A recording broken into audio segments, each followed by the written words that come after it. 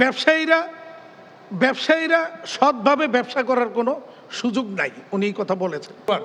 প্রথমেই আমি একটু ধন্যবাদ জানাই বর্তমান সরকার দায়িত্ব নেওয়ার পরে কিছু উদ্যোগ নিয়েছেন যেগুলো আমরা মনে করি, যেমন ধরেন যে সমস্ত বন্ধ ফ্যাক্টরিগুলিকে ফিরিয়ে আনার উদ্যোগ নিয়েছেন, একটা সাহসী উদ্যোগ।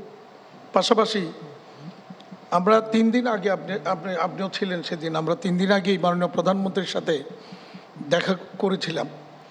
সেদিন তিনি বলেছেন যে ট্যাক্স কমাতে পারবেন না কিন্তু বাড়াবেনও না, পলিসিগত সাপোর্ট যা লাগে উনি দিবেন। তো আমাদের আসলে আমরা বেশি প্রত্যাশা করি হচ্ছে পলিসিগত সাপোর্টই। তো এই পলিসিগত সাপোর্টটা দিতে গিয়ে আমরা বিগত দিনে আপনারা জানেন যে এই বাজেটের আগে এই এনটিভির এই প্রোগ্রামে কিন্তু আমি গত বোধহয় 8-10 বছর মানে শুরু থেকে এই পর্যন্ত প্রতি বছরই কিন্তু আমি কমন আসি। তো এই বাজেট নিয়ে কথাবার্তা আমরা প্রতি বছরই বলি, কিন্তু আলটিমেটলি গিয়ে কোনো রেজাল্ট পাই না।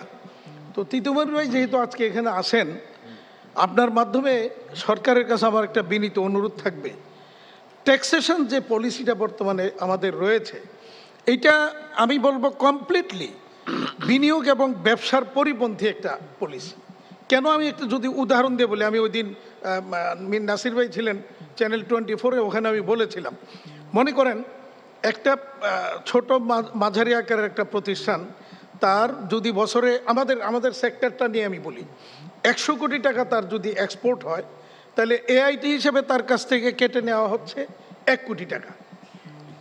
তো 1 কোটি টাকা, এখন যদি আমার 1 কোটি টাকা যেটা নেওয়া হলো ট্যাক্স, তাহলে আমাকে প্রফিট করতে হবে 8 কোটির 33 লাখ টাকার মতো, 12% কর্পোরেট ট্যাক্স রেট হারে আমাকে 8 কোটি 33 লাখ টাকা প্রফিট করতে হবে, যেটা কোনোদিনই এই আকারের একটা ছোট আকারের একটা প্রতিষ্ঠানের যার 100 কোটি টাকা এক্সপোর্ট হয় বছরে, তার পক্ষে কোনোদিনই 8 কোটি টাকা প্রফিট করা কোনোদিনই সম্ভব না, এটা অসম্ভব একেবারে।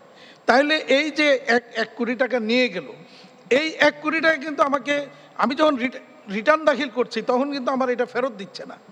আবার এই ফাইলের মধ্যেই আমাকে নানা জায়গায় ওই টিডিএস বাবদ আবার কিছু ধরছে, আবার ওই আপনার আমাদের এক্সপোর্টের বিপরীতে যে ফ্যাসিলিটি দিচ্ছে সেই ফ্যাসিলিটির বিপরীতে কিছু ডিপোজিট থাকে, সে মানে এফডিআর থাকে, সেটার উপরে বলা হচ্ছে যে 27.5% ট্যাক্স, সোর্সে ব্যাংক কেটে নিয়েছে 10%, বাকি আরো 17.5% দিবেন।